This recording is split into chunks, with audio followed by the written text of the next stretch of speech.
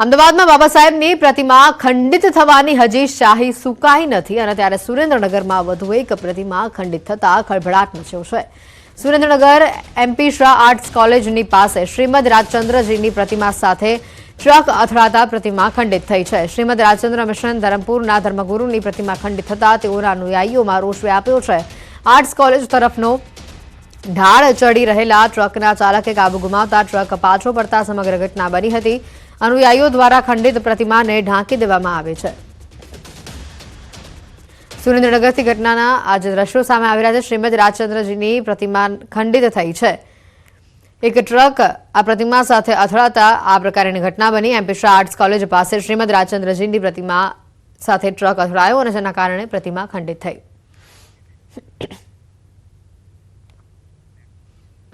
અમરેલીના ખાંભાના પચપચિયા ગામે 10 વર્ષના બાળકનો ભોગ લેનાર દીપડો આખરે પાંજરે પુરાયો છે। 2 દિવસ પહેલા વાડી વિસ્તારમાં ખેતરમાં પરિવાર સાથે સૂતેલા બાળકને દીપડો ઉઠાવી ગયો અને તેને ફાડી ખાધું હતું। ત્યારબાદ વન વિભાગે તપાસ કરતા બાળકના ફક્ત હાથ પગ સહિતના અવશેષો મળી આવ્યા। વન વિભાગની ભારે જહેમત બાદ આખરે દીપડો પાંજરે પુરાતા ગામ લોકોએ રાહતનો શ્વાસ લીધો છે।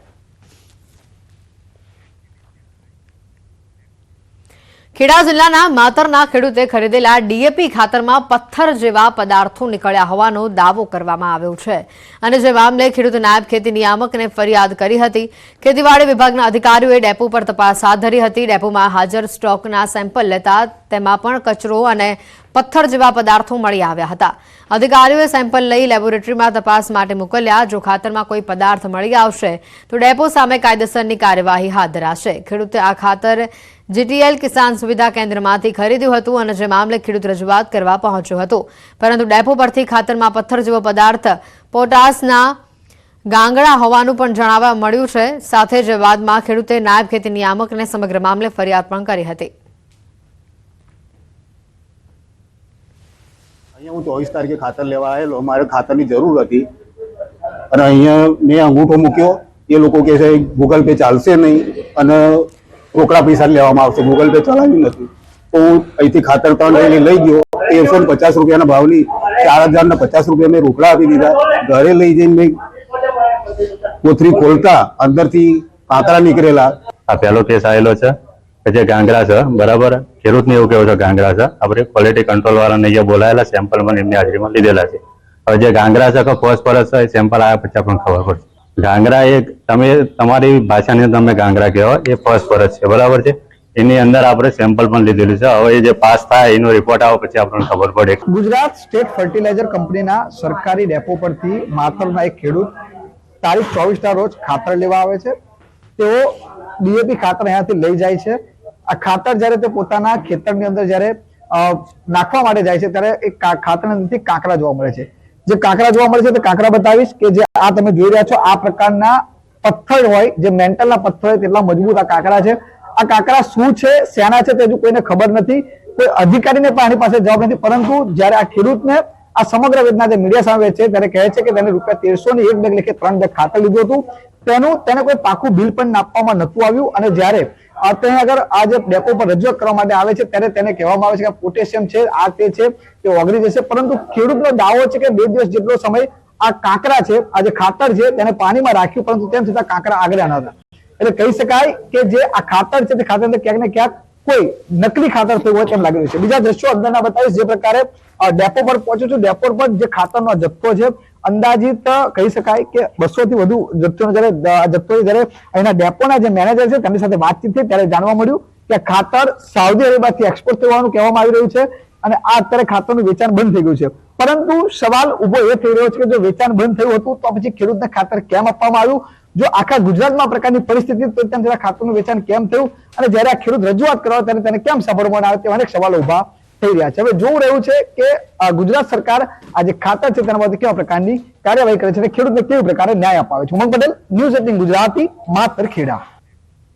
અમદાવાદમાં રાજ્યની સૌથી મોટી પોલીસ લાઇન બનવા જઈ રહી છે। ડિસેમ્બરના અંતમાં કેન્દ્રીય ગૃહમંત્રી અમિત શાહના હસ્તે ઘાટલોડિયા પોલીસ સ્ટેશનનું નવું બિલ્ડિંગ અને તેની સાથે 920 મકાનના ફ્લેટનું ખાતમુહૂર્ત કરાશે।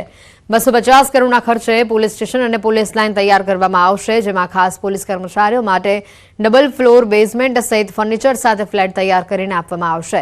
નોંધનીય છે કે ઘાટલોડિયા પોલીસ સ્ટેશન અત્યાધુનિક બનશે અને તેની પાસે જ પોલીસ લાઇન બનશે.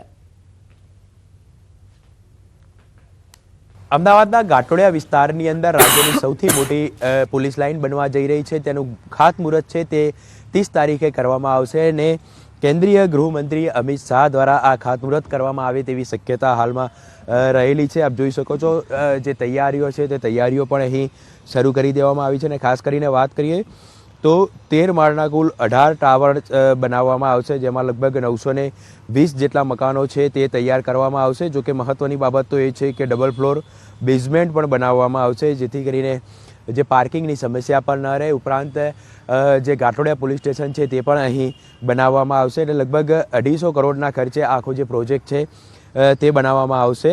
અત્યંત આધુનિક જે પોલીસ લાઇન છે તે અહીં બનવા જઈ રહી છે અને તેની જે તૈયારીઓ છે તે હાલમાં કરવામાં આવી રહી છે. 30 તારીખે આ જે કામગીરી છે તેનું ખાતમુહૂર્ત છે તે પણ કરવામાં આવશે અને મહત્વની બાબત તો એ છે કે રાજ્યની આ સૌથી મોટી પોલીસ લાઇન હોવાનું હાલમાં માનવામાં આવી રહ્યું છે. કેમેરામેન નિલેશ સોસા સાથે ઋત્વિજ સોની, ન્યૂઝ 18 ગુજરાતી, અમદાવાદ. પંચમહાલથી સમાચાર છે. જિલ્લા પુરવઠા વિભાગના દરોડા સામે આવી રહ્યા છે. શિવરાજપુરની ગેસ એજન્સીમાં દરોડા સામે આવી રહ્યા છે. તપાસ દરમિયાન ગેરરીતિ સામે આવી છે. ઉજ્જવલા યોજનાની બુકલેટ મળી આવી છે. 68 જેટલા ગેસ સિલિન્ડરની ઘટ સામે આવી છે. એજન્સીમાંથી સરકારી અનાજ મળ્યું. મધ્યાહન ભોજનનો જથ્થો સંગ્રહ કરવામાં આવ્યો હતો. મધ્યાહન ભોજન સંચાલકને છૂટો કરાયો હોવાની પણ માહિતી સામે આવી છે. આ તપાસણી દરમિયાન જે ગેસ એજન્સીના સંચાલક છે નીનામા વિરેન્દ્ર કુમાર દ્વારા કોઈપણ પ્રકારના રેકર્ડ નિભાવવામાં આવેલા નથી, જેમાં સ્ટોક રજિસ્ટર જે ખાસ હોય છે, કેટલો જથ્થો આવેલ છે, કેટલો જથ્થો છે ગેસ ધારકોને આપેલો છે તે પણ નિભાવવામાં આવેલ નથી. ભાજપ સંગઠન પર્વ લઈને પ્રદેશ ભાજપ ખાતે મહત્વની બેઠક મળી. જિલ્લા પ્રમુખો નિયુક્તિ દોર પહેલા જ પ્રદેશ ભાજપની આ બેઠક મળી છે. પ્રદેશ પ્રમુખ CR પાટીલના અધ્યક્ષ સ્થાને બેઠકનું આયોજન કરવામાં આવ્યું. રાષ્ટ્રીય મહામંત્રી ડોક્ટર રાધામોહન અગ્રવાલ વિશેષ ઉપસ્થિત રહ્યા હતા.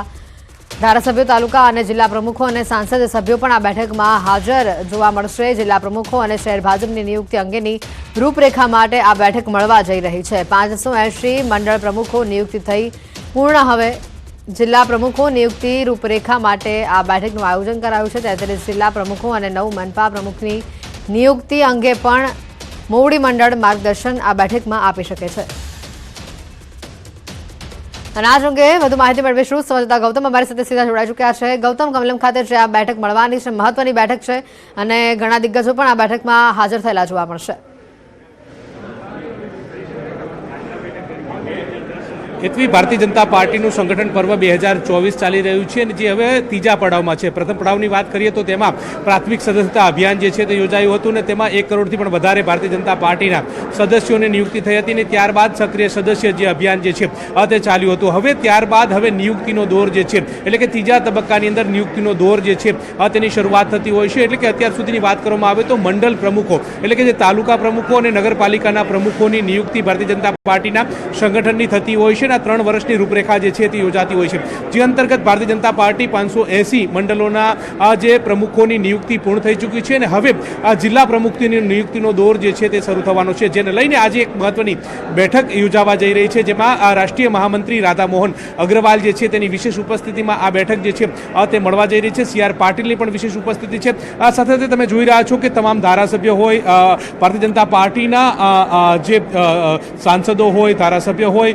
સંગઠનના જે નેતાઓ હોય, એ તમામ નેતાઓ અત્યારે હાલ જોવા મળી રહ્યા છે. ટૂંક સમયની અંદર આ બેઠક જે છે તે યોજાવાની છે, જે અંતર્ગત જેમાં જિલ્લા પ્રમુખોની રૂપરેખા અંતર્ગતની આ બેઠકની અંદર મંથન જે છે તે થવાનું છે. મહત્વનું સાથે સાથે બેઠકની અંદર એ જોવા મળી રહ્યું છે કે જે મંડળ પ્રમુખોની નિયુક્તિ જે છે તે થઈ હતી તેમાં એક ક્રાઇટેરિયા રાખવામાં આવ્યો હતો, એટલે કે ઉંમરનો ક્રાઇટેરિયા જે છે તે આ બેઠકની અંદર જોવા મળ્યો હતો. એટલે કે 40 વર્ષના લોકોને જે છે તે સમાવેશ કરવામાં આવે, 60 વર્ષથી વધુ લોકોનો સમાવેશ ન થાય તે પ્રકારની એક રૂપરેખા ઘડાઈ હતી, એટલે કે યુવાનોને જે તક મળે તે પ્રકારનો એક આશ્રય હતો અને તે અંતર્ગતની જે રૂપરેખા જે છે તે ઘડવામાં આવી હતી. ત્યારબાદ હવે જોવા મળે છે કે જિલ્લા પ્રમુખોની જે રૂપરેખા માટે આજે આ મહત્વની બેઠક જે છે તે યોજાવાની છે અને બેઠકની અંદર જિલ્લા પ્રમુખોના મંથન અંતર્ગતની જે ચર્ચા જે છે તે થવાની છે. એટલે કે તે અંતર્ગત જોઈ શકાય છે કે હવે તેમાં કેવા પ્રકારની રૂપરેખા ઘડવામાં આવે છે, કેવા પ્રકારના નિયમો ઘડવામાં આવે છે, તમામ બાબતોની જે ચર્ચા જે છે તે આ બેઠકની અંદર થશે. ભારતીય જનતા પાર્ટીનું મોવડી મંડળ જે છે ત્યાં સંગઠન પર્વની બેઠક અંતર્ગતનું માર્ગદર્શન જે છે તે પૂરું પાડશે. હવે જોવાનું એ રહે છે કે જિલ્લા પ્રમુખો માટે કેવા પ્રકારનો ક્રાઇટેરિયા રાખવામાં આવે છે, જિલ્લા પ્રમુખ માટે કેવા પ્રકારની ફોર્મ્યુલા રાખવામાં આવે છે અને કયાથી કયા સ્ટેજ દરમિયાન આ નિયુક્તિનો દોર જે છે તે સમાપ્ત થાય છે, તે અંતર્ગતની આ બેઠકની અંદર મંથન જે છે તે યોજાવાનું છે. જી બિલકુલ, આભાર ગૌતમ માહિતી બદલ. અમદાવાદમાં સામાજિક તત્વોની દાદાગીરી ફરી એક વખત સામે આવી છે. મોબાઈલની દુકાનમાં છરી બતાવી દાદાગીરી કરી. રિહાન ઉર્ફ બાદશાહ નામના શખ્સની દાદાગીરીનો આ વિડીયો પણ સામે આવી રહ્યો છે. ગર્લફ્રેન્ડ પાસેથી પૈસા કેમ લીધા કહીને છરી બતાવી. સમગ્ર ઘટના સીસીટીવીમાં કેદ થઈ છે. પોલીસે ગુનો દાખલ કરી સમગ્ર મામલે તપાસ હાથ ધરી છે. અમદાવાદમાં ફરી એકવાર લુખ્ખા તત્વોની દાદાગીરીના દ્રશ્યો સામે આવી રહ્યા છે. છરી બતાવી દાદાગીરી કરતો આ યુવક સીસીટીવી કેમેરામાં કેદ થયો છે, જેને લઈને પોલીસ આ વિડીયોના આધારે આગળ તપાસ કરી રહી છે. મોબાઈલની દુકાનમાં છરી બતાવી અને આ પ્રકારે હોબાળો મચાવ્યો હતો, તોડફોડ કરી હતી, જેના આ દ્રશ્યો પણ સામે આવી રહ્યા છે.